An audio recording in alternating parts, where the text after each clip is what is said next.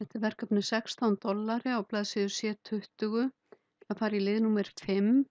Ég ætla að móta fyrirsagnirnar í skjalinu og nota sniðpensilinn til að afrita útlit. Ég ætla að byrja á að eyða út entermerkinu hér sem kom þegar ég færði myndina upp, lít á delete. Síðan setja ég fyrirsögnina hér í blokk og ég ætla að móta hana, að búa að feitletrana, að fara hérna í font og velja small caps. Það er svona litla hástafi. Í advanced ætla ég að velja spacing expanded 1,5 og OK. Þá er ég komið með gleiðlitur og litla hástafi. Ég ætla að velja bil fyrir ofan og neðan textan.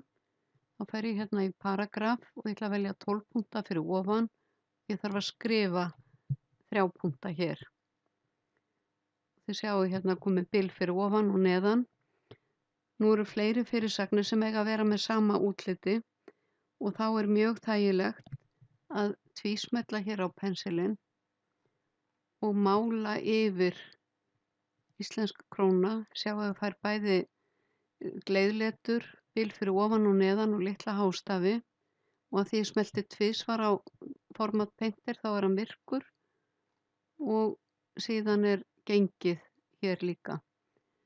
Til að losna við að vera með sniðpensilinn virkan þá get ég annarkvort smelt aftur hér eða ýtt á escape á lyklaborðinu. Þannig að nú er ég búin að móta fyrirsagnirnar og ætla að vista skjalið.